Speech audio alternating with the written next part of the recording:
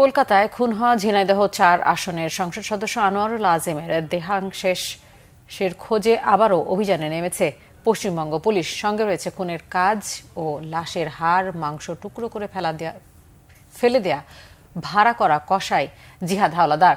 এদিকে আনার খুনের মাস্টারমাইন্ড আখতারুজ্জামান শাহিনকে দেশে আনতে ইন্টারপোলের সহায়তা চাওয়া হবে বলে জানিয়েছেন অতিরিক্ত কমিশনার হারুনুর রশিদ। হত্যার রহস্য উদ্ঘাটনে ভারতে গ্রেফতার জিহাদকেও জিজ্ঞাসাবাদে গুরুত্বপূর্ণ তথ্য পাওয়া যাবে বলেও জানান তিনি। এস এম ফয়েজের রিপোর্টে বিস্তারিত। দেশের ইতিহাসে নজিরবিহীন ঘটনা।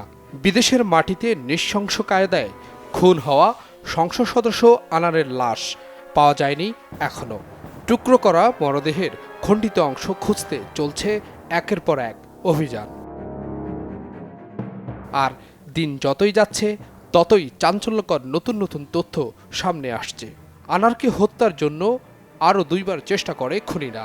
তৃতীয় দফা সুন্দরী বান্ধবী শিলাস্তি দিয়ে ফাঁদ পাতে শাহিন, তাতেই সাকসেস কিলিং মিশন। যেখানে অপরাধটি সংঘটিত হয়েছে আমরা সেটিও আমরা ভিজিট করব। একজন অপরাধীকেও বাংলাদেশের ব্যক্তি কিন্তু সে ইন্ডিয়াতে অপরাধটি তাকে ধরেছে, তাকে নিয়ে তারা বিভিন্ন জায়গায় তারা অভিযান পরিচালনা করছে। আমি মনে করি শীঘ্রই পুরো লাশটি পাওয়া না গেলেও তার খণ্ডবিশেষ তো অবশ্যই পাওয়া যাবে। ইন্সপেক্টর জেনারেল মহোদয়ের কাছে আমরা আবেদনটি করেছি এবং আমরা ইন্টারপোলের সহায়তা চাইব, কারণ সে একজন বড় রকমের অপরাধী। তার বিরুদ্ধে আমি মনে করি আমরা ইন্টারপোলের মাধ্যমে আইনের আওতায় আনার চেষ্টা করব। চাঞ্চল্যকর এই খুনের সঙ্গে আর কেউ জড়িত আছে কিনা তা খতিয়ে দেখছে ঢাকা কলকাতা পুলিশ।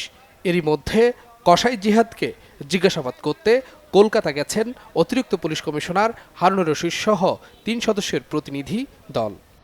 পশ্চিমবাংলার কমিউনিস্ট পার্টির নেতা শিমুল বিশ্বাস সেখানে আমানুল্লাহ নাম করে এখানে এসেছেন, তার কাছে আমরা অনেক তথ্য পেয়েছি।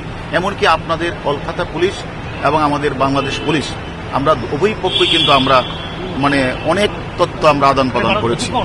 আমরা মনে করি এই কলকাতা পুলিশের কাছে আমরা এসেছি, আমরা তাদের কাছে সহযোগিতা চাইব। ওই যে আমাদের দেশের আসামি যে কথাগুলি বলেছেন যে কোথায় সিসিটিভি ফুটেজগুলিতে সে কোন কোন স্থানে গিয়েছেন, এগুলি একটু আমরা যাচাই বাছাই করবো। স্থলে গিয়ে সেখানে সিসিটিভিগুলি দেখব।